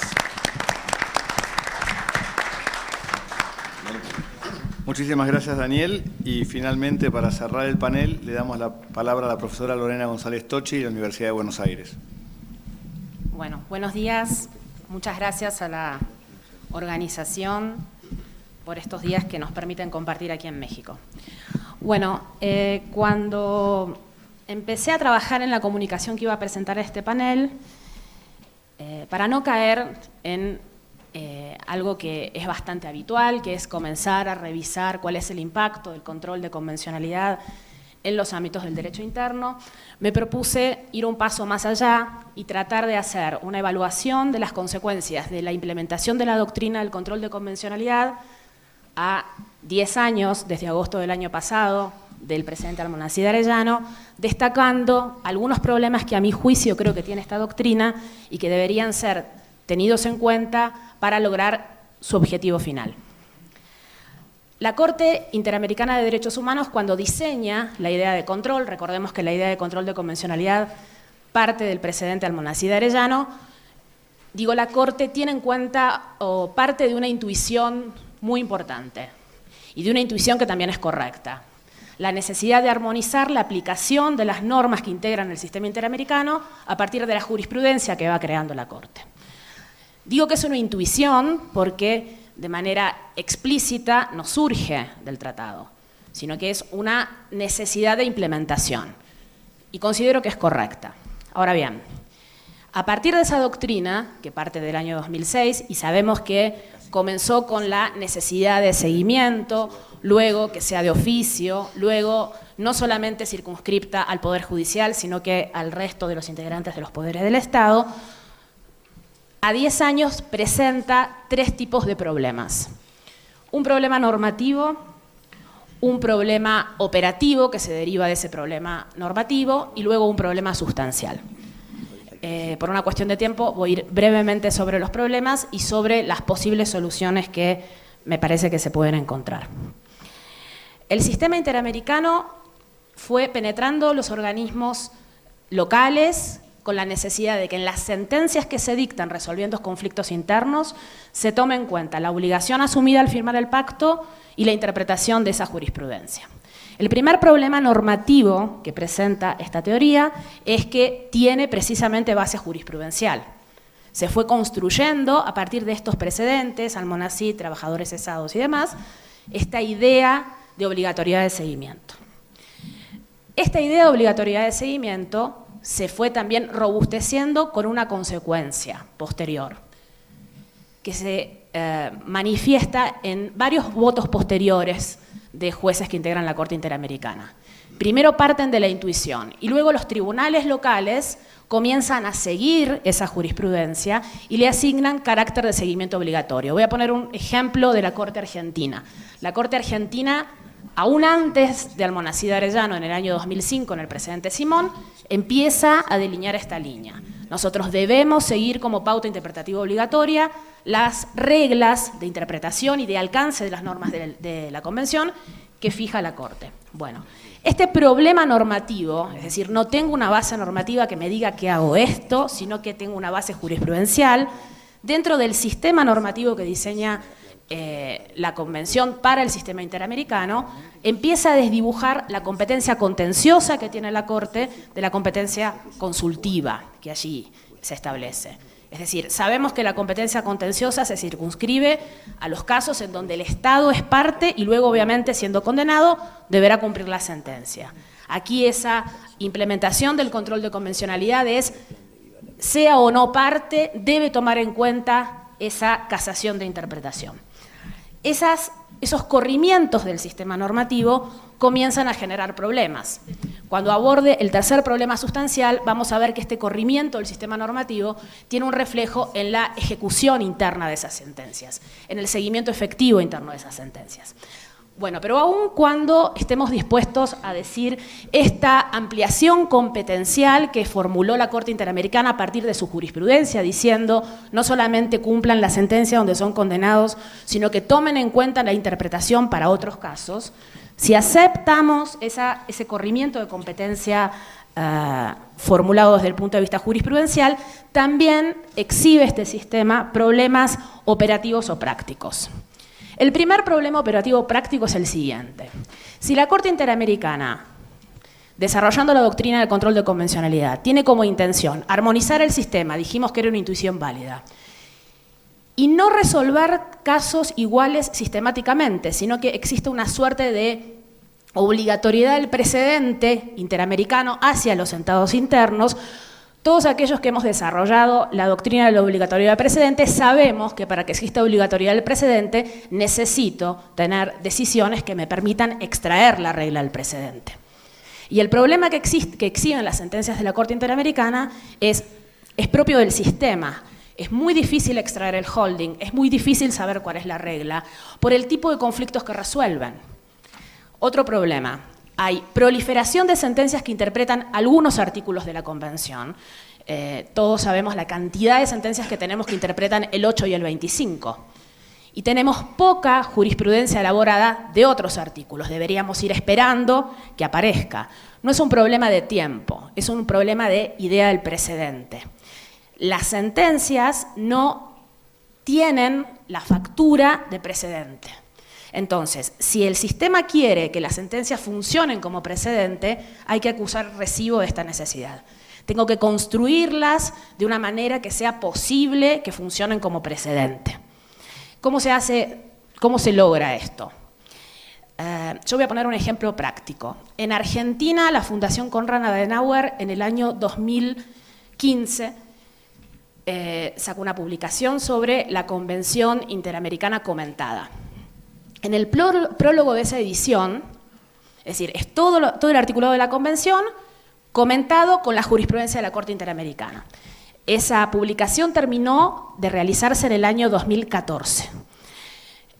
Salió de imprenta en el año 2014. Y en el prólogo de esa edición dicen los autores que existe una serie de fallos que no han sido incorporados en esa colección y cuyo análisis se terminó en el primer semestre del año 2012.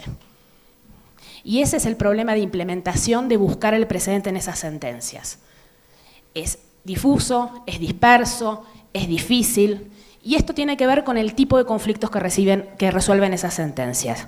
Entonces, si tengo vocación de funcionar como precedente, tengo que pensar la estructura de la sentencia que estoy dictando. Ese problema práctico de implementación, de funcionar como una suerte de stare decisis, también se correlaciona con el tercer problema que me propongo abordar, que es un problema más sustancial, que es el problema del cumplimiento, seguimiento y ejecución de las sentencias. La intuición es correcta, es necesario armonizar. Sería ridículo decir que los estados firmen un compromiso internacional y en el ámbito interno funcionen de otra manera. Es la idea propia de la internalización de los derechos humanos. Ahora, sabemos que la Corte Interamericana no tiene imperium para obligar la ejecución de sentencias. En el informe presentado por el periodo 2001 a 2006, el 59% de las sentencias dictadas por la Corte Interamericana no son ejecutadas por los estados parte. Sabemos que la ejecución de las sentencias de la Corte Interamericana por parte de los estados partes remite a mecanismos internos. Cada estado tendrá que aplicar su sistema de ejecución de sentencias particular para ejecutarlas. Hay 2 países, por lo menos de mi investigación surgen 2 países en Latinoamérica que están tratando de implementar un sistema de ejecución independiente para sentencias de la Corte Interamericana, que son Colombia y Chile. Todavía no lo implementaron completamente, pero empezaron a estructurar un sistema separado. Entonces, sabemos también que hay países que cuando son condenados no cumplen con las sentencias. Recordemos, por ejemplo, Brasil y Uruguay. Entonces, este problema sustancial, es decir, creo una base jurisprudencial dispersa, difusa, poco conocida, poco comentada, con problemas de implementación. Aun cuando condeno al Estado, ¿doy por terminar? Aun cuando condeno al Estado, a veces es muy difícil lograr la ejecución de sentencias. Entonces, este sistema tiene defectos. ¿Quiere decir que el sistema no sirve? No. ¿Quiere decir que la intuición de armonización es incorrecta? No. Quiere decir que el sistema necesita una relectura. Y con esto último voy a cerrar. Siempre escuchamos que este sistema está montado sobre la idea de diálogo interjurisdiccional. A poco recorremos varias sentencias de la Corte Interamericana, recuerdo el caso Cabrera contra México, ese diálogo parece un monólogo unidireccional. Para que subsista este sistema interamericano, a mi juicio creo que es necesario tomar en cuenta estos 3 tipos de problemas que definen el ADN del sistema convencional y tener en cuenta que esa interacción entre sistemas tiene que ser necesaria. Y creo que esa solución, o una solución posible, será empezar a pensar en la necesidad de que exista alguna suerte de margen de apreciación regional para que los países tengan la posibilidad de sumarse a cumplir esas sentencias, pero teniendo en cuenta particularidades que tiene ese sistema en la implementación operativa.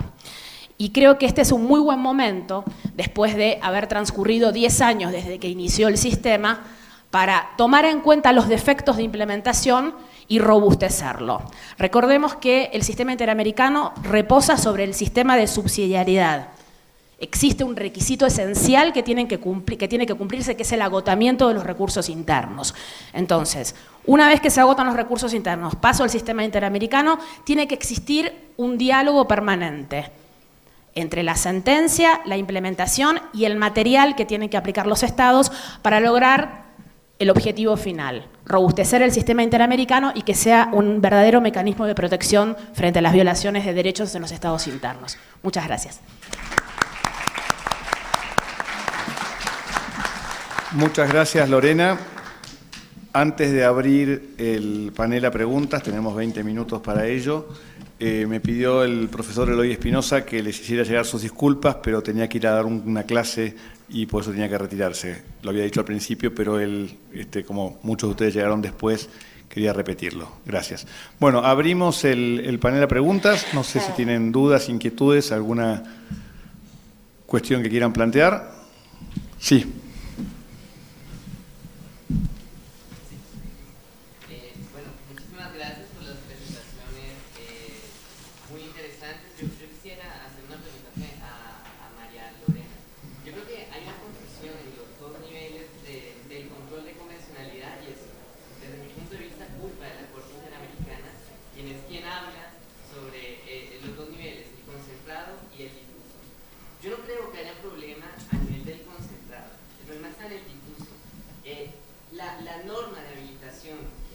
plantea como el problema de identificar, no habría que buscarla en el sistema interamericano, habría que buscarla en el ámbito interno. Entonces, si uno piensa distinguiendo esos dos niveles, pues en realidad sí habría en nuestras constituciones nacionales una norma que habilita al juez nacional a hacer un control de convencionalidad. Si uno lo piensa como una forma de resolver un conflicto normativo, es prácticamente la misma cosa que el principio de jerarquía para resolverlo. Entonces yo no creo realmente que haya un problema de norma de habilitación. ¿Contesto? No, pensé que seguían otras.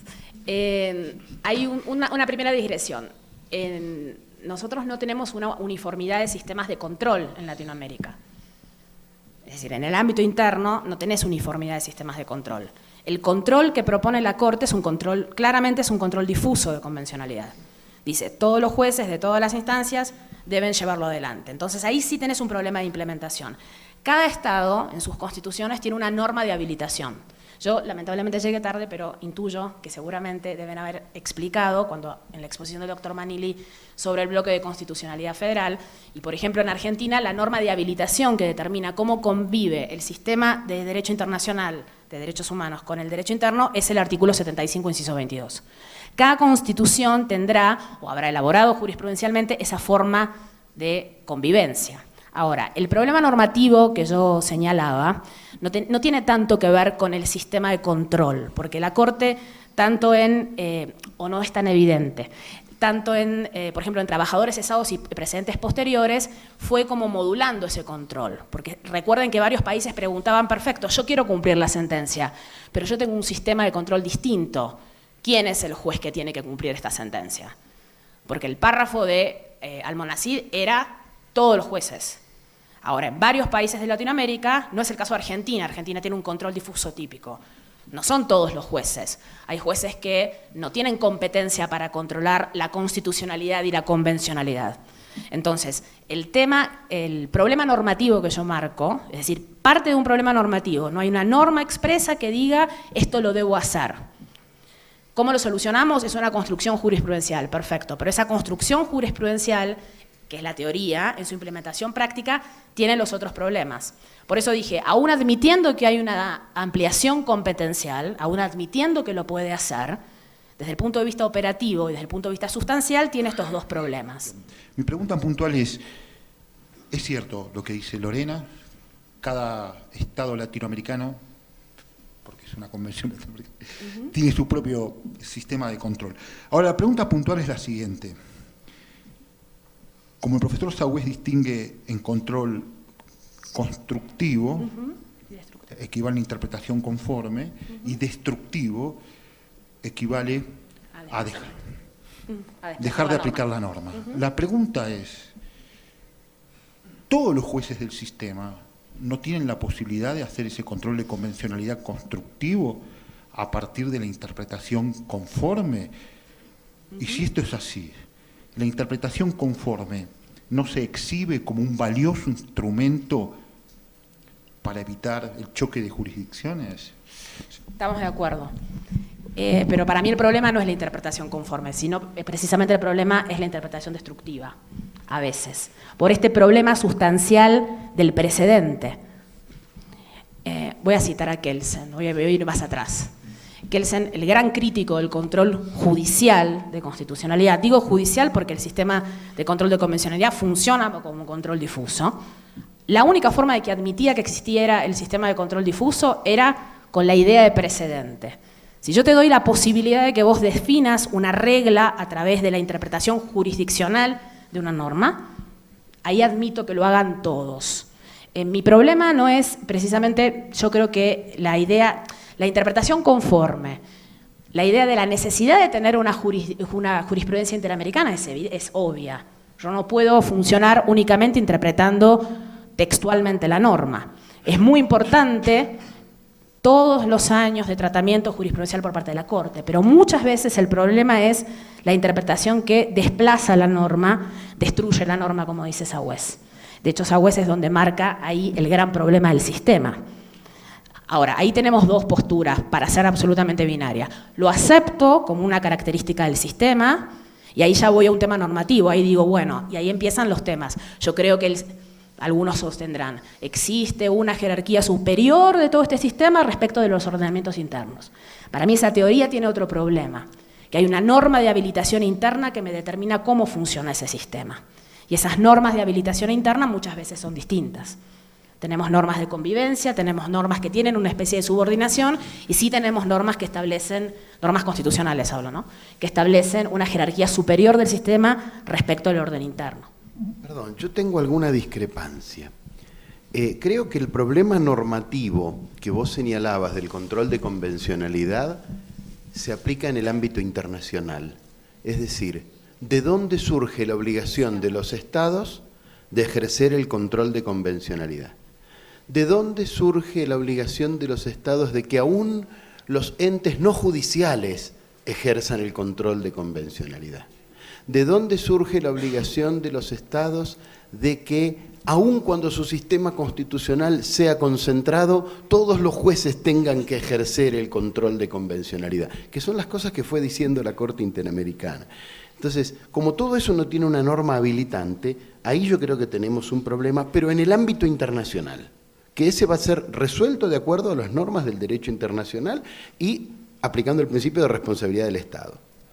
En el ámbito interno, yo creo que el problema lo tienen no los países de control difuso, pienso exactamente a la inversa de tu pregunta, sino los de control concentrado. ¿Por qué? Porque los jueces pertenecientes a un sistema de control difuso ya tenían el poder de hacer el control de constitucionalidad de las normas. Hacer el control de constitucionalidad y hacer el control de convencionalidad no necesita una habilitación distinta. Ya estaban habilitados, ya tenían legitimidad para eso. El problema lo tienen los países de sistemas concentrados, donde los jueces de las instancias inferiores, los jueces civiles, penales, laborales, no tenían competencia, ni habilitación, ni legitimidad para ejercer un control que ahora les viene impuesto por la Corte Interamericana sin norma, sino por una mera creación pretoriana. Yo creo que ahí está el punto que más tenemos que analizar. Yo quiero agregar una cosa más. Esto también tiene que ver con el papel de cómo se ven los tratados en el ordenamiento jurídico interno, porque es un tema central. En el sistema argentino, por ejemplo, el tratado siempre fue parte integrante del ordenamiento jurídico y por lo tanto, cuando en la estructura, en la pirámide normativa, más allá de discutir si los tratados están por encima de la ley, por debajo de la ley, igual que la ley, siempre fueron parte de esa pirámide normativa y por lo tanto, cuando el juez aplica derecho, aplica el derecho del tratado. Podemos discutir después si el derecho del tratado debe ser conforme a lo que interpreta la Corte Interamericana o no, pero eso es otra historia. Pero siempre el pacto fue parte, y cualquier tratado, fueron parte del ordenamiento jurídico. Entonces, cuando el juez nacional, en un sistema difuso como el argentino, ejerce control de constitucionalidad, ejerce también control de tratabilidad, de convencionalidad, de lo que fuere. Lo ejerce porque es parte del ordenamiento jurídico. El problema se plantea en los ordenamientos que con un sistema dualista, requieren o requerían una incorporación del tratado al ordenamiento jurídico interno. Porque en ese escenario, el juez local, el juez ordinario, no está habilitado para aplicar esa norma. Y ahí se aparece el conflicto que se plantea. El caso típico lo podemos ver en Estados Unidos con la sentencia de la Corte Suprema en el caso Medellín, en donde, con respecto al Tratado sobre Relaciones Consulares, la Corte Suprema de Estados Unidos dijo: yo, a pesar de que el ordenamiento jurídico internacional me obliga a mí a que los cónsules, el cónsul mexicano sea puesto en conocimiento del proceso que se está llevando a cabo contra un ciudadano mexicano, esto es una violación del derecho internacional y el juez nacional no tiene nada que ver porque el sistema interno norteamericano no incorporó la norma al ordenamiento jurídico. Y esos son los conflictos que se presentan. Pero además un tema de valor del tratado en el sistema. ¿Para qué nos sirve la convencionalidad y todo este ordenamiento constitucional? Para que ustedes tengan noción de lo que pasa en el Estado mexicano después de la reforma del 2011, donde se aplica este principio pro homine, el 2% nada más de las sentencias han sido contempladas bajo esta nueva incorporación del derecho internacional al derecho interno. El 2% de sentencias. Eso nos da un ejemplo claro de lo que estamos pasando y lo que estamos viviendo. ¿De qué me sirve tener a mí un ordenamiento convencional, sumarme a tratados internacionales y la aplicación de la norma a través de los instrumentos jurisdiccionales? No me resuelve. ¿De qué me sirve a mí tener todo un instrumento normativo, tocar las puertas del derecho interno, caso de Ayotzinapa, irme a la Corte Interamericana, irme a la Corte Penal Internacional y no ver ningún resultado? Yo creo que esos son los grandes retos de nuestro tiempo. Y de ahí un derecho internacional penal que contemple y que coadyuve los esfuerzos desde una perspectiva punitiva. Muchas gracias. Humberto. La generación del sistema interamericano tiene un objetivo. Y ese objetivo, digamos, tienen que entenderlo todos los estados partes, digamos, que es la protección efectiva y real de los derechos humanos, ¿cierto?, en un estándar mínimo, ¿cierto?, para todos los estados. Y eso hay que interpretarlo de acuerdo con las reglas del derecho internacional, de la Convención de Viena sobre el derecho de los tratados, ¿cierto? Por lo tanto, todas las obligaciones hay que interpretarlas de acuerdo al contexto, al objeto y al fin, ¿cierto?, que tiene el tratado. El tratado tiene dos obligaciones generales, que son los artículos 1 y 2, ¿cierto? El artículo 2 obliga a los estados partes a adecuar todo su ordenamiento jurídico y toda la conducta de todos los miembros del Estado, y por lo tanto no solo de los jueces, también de la autoridad ejecutiva, también del legislador, también del poder constituyente derivado, ¿cierto?, a las obligaciones que establece la Convención. Eso de por sí obligaba a los Estados al momento de ratificar el tratado de tener en consideración que desde la perspectiva de la Convención y en materia de derechos, ¿cierto?, la Convención estaba por sobre el ordenamiento interno. No hay ninguna duda sobre la materia, si es que operamos con una lógica elemental, digamos, de los ordenamientos. En segundo lugar, ¿cierto?, yo no estoy tan convencido que no exista una lógica de cosa interpretada en el sistema convencional. El artículo 62 establece con claridad que la Corte es el intérprete auténtico y final de la Convención, ¿cierto? Eso no solo a través de las sentencias, también a través de las opiniones consultivas. ¿Sí? Dentro de esa perspectiva, por lo tanto, es obvio que no es fácil construir el holding o la ratio decidendi, ¿cierto?, de cada una de las sentencias, pero es un esfuerzo, ¿cierto?, que hay que hacer de acuerdo al principio de buena fe y de cumplimiento de las obligaciones internacionales. ¿Sí? Desde ese punto de vista, a mí no me cabe ninguna duda. Ahora, el otro tema es la relación entre el derecho internacional y el derecho interno. en mi opinión, ¿cierto?, en esta perspectiva, cuando un Estado ratifica una convención internacional, tiene que hacerla de acuerdo con los 3 principios imperativos de derecho internacional. El principio de cumplimiento de las obligaciones, el cumplimiento de buena fe en el cumplimiento de esas obligaciones y el de no poner obstáculos de derecho interno al cumplimiento de esas obligaciones, va a decir el artículo 27 de la Convención. Si eso es así, ¿cierto?, pareciera que no hay mayor problema si además utilizamos el artículo 29, porque el artículo 29, literal B, introduce el principio favor persona. ¿Y eso qué implica? Que cuando estamos en materia de derechos, ¿cierto?, hay en el principio favor persona, y eso es relativamente pacífico en la doctrina, una vertiente interpretativa y una vertiente normativa, ¿cierto? Dentro de la vertiente interpretativa está la de, ¿cierto?, aplicar, ¿cierto?, aquella interpretación que mejor proteja los derechos, que más ampliamente los proteja. Y en la vertiente normativa, ¿cierto?, aplicar aquella norma, ¿cierto?, que en definitiva cumpla el mismo objetivo. ¿Esto qué implica? ¿Cierto?, que si el sistema tiene un objetivo de estándares mínimos comunes, ¿cierto?, en definitiva, si el Estado tiene una norma que protege mejor los derechos que el sistema convencional, ¿cierto?, tú tienes el derecho a aplicar preferentemente la norma interna frente a la norma convencional. Pero si tú no alcanzas el mínimo, ¿cierto?, tienes la obligación de adecuar tu ordenamiento jurídico para alcanzar ese mínimo. La Convención no exige que todos tengan el mismo sistema jurídico, sino que todos tengan el estándar mínimo, ¿no es cierto?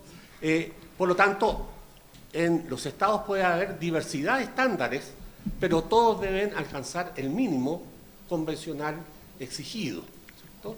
Yo diría que dentro de esa perspectiva, el otro elemento, ¿cierto?, el otro elemento de cumplimiento de la obligación internacional es si el Estado, ¿cierto?, en su ordenamiento jurídico incorpora las normas del 27 de la Convención de Viena. Nosotros la tenemos incorporada, ¿cierto? El artículo 54, número 1 de la Constitución, en el inciso 5, establece que el Estado de Chile no puede desconocer ni modificar, ¿cierto?, ni alterar ningún tratado internacional vigente, sino de acuerdo con el propio tratado o de acuerdo con las reglas generales del derecho internacional.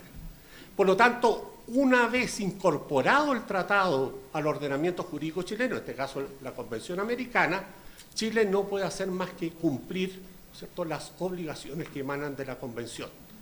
Y en eso, por lo menos, hemos tratado de irlo haciendo a través del tiempo. No es fácil, digamos, porque tiene sus complejidades, ¿cierto?, pero el deber es cumplir. Si no, ¿para qué perteneces al sistema? Es mejor que te retires, como lo han hecho otros, ¿cierto? Y desde ese punto de vista, el sistema tiene que operar como un sistema colectivo, ¿cierto? No es un sistema para resolver casos individuales, sino para una protección colectiva. Por lo tanto, la jurisprudencia es lo que te permite, a través de esa cosa interpretada, generar ese corpus, ¿no es cierto?, de precedentes que a su vez posibilita la economía procesal. Porque obviamente no le podemos pedir a la Corte que resuelva 50 casos iguales, ¿no es cierto?, porque en definitiva tiene que resolver también otras materias. Somos más de 500 millones de habitantes, es una sola Corte que además tiene dificultades para poder funcionar, porque ni siquiera somos capaces de financiarla. ¿Ah? Es Europa, Canadá y otros países los que financian la Corte. Si no la financiaran nosotros, somos incapaces, ¿cierto?, por falta de voluntad, de financiar el sistema que nosotros mismos somos partes. Gracias, Humberto. Y última pregunta antes de levantar la mesa. Acá, aquí. Te quiero compartir un poco la experiencia de México en 2 minutos rápidamente, ¿no? Nosotros hasta antes del 2011 teníamos un control concentrado, y yo diría ultra concentrado. O sea, la Corte tenía jurisprudencia de jueces locales, ustedes no. Viene la reforma del 2011 y la sentencia de Rosendo Radilla, cambia completamente la visión, se empiezan a sentar los precedentes del control de convencionalidad y a los jueces, porque yo soy magistrado en materia fiscal, nos llega un regalo a nuestras oficinas que se llama control difuso de convencionalidad, con un botón rojo que decía inaplicación de normas y con otro botón que decía interpretación conforme. La metáfora no es mía, es de un investigador de jurídicas que se llama Jorge Carmona, pero me gusta mucho citarla, ¿no?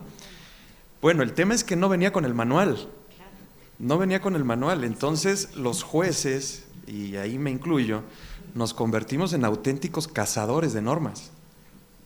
O sea, estaba tan bonito el instrumento que salimos con una lanza y la primera que se cruce, inaplícala. Y eso también viene a complicar el ordenamiento a nivel interno, ¿no? Sí, porque al final del día, imagínate en materia tributaria que te atrevas a inaplicar el impuesto sobre la renta. No, bueno, hubo llamadas de todo el país para preguntar qué estabas haciendo tú con el impuesto sobre la renta, ¿no? Imagínate. Entonces, en México ha sido un proceso complejo. A los jueces nos cuesta trabajo entender que efectivamente hay un ordenamiento supranacional y que tiene que complementar al ordenamiento interno en este principio de subsidiariedad que tú comentabas, ¿no? Y en ese sentido, por lo menos en el Tribunal Federal de Justicia Fiscal y Administrativa, ahora con otro nombre, pero lo digo para ubicar la competencia, sí tenemos un programa muy extenso de capacitación en materia de Derecho Internacional de los Derechos Humanos y particularmente en la aplicación, cómo ha permeado los tratados internacionales en el ámbito tributario, ¿no? Entonces, quería yo compartirte esta experiencia. Van en sintonía con los problemas que señalaban antes. 10 segundos, un comentario. Creo que especialmente el debate que se armó en el bloque argentino es un excelente ejemplo del peligro de proponer un margen de apreciación nacional. A excepción de la exposición del profesor Noguera, que fue brillante para explicar el por qué no y de la funcionalidad del sistemamiento, aquí asistimos a un perfecto ejemplo de los problemas de tener un margen de apreciación nacional. Es simplemente eso, y pues ya el debate derivó en ese punto, simplemente eso. Bueno, en relación al control de la convencionalidad, es importante mencionar que aquí en México definitivamente teníamos un control mixto, o dicotómico también le han llamado, y que bueno, ahorita con el nuevo asignación del control difuso a todos los jueces, pues hay que capacitarlos, pero aquí es importante mencionar que obviamente las cuestiones constitucionales difieren mucho de las cuestiones legales que estaban acostumbrados a hacer todos los jueces del fuero común, y eso ha causado muchos problemas, porque se les da información, pero no se les capacita sobre las formas de cuáles son los métodos substanciales. La diferencia entre cuestiones constitucionales y cuestiones legales obviamente viene de su substanciabilidad, de las cuestiones axiológicas que manejan, pero también las cuestiones históricas, políticas, discursivas, y que los jueces del fuero común todavía no tienen la capacidad, no porque no puedan, sino porque no se les ha capacitado al respecto, pero también porque no se les ha sensibilizado.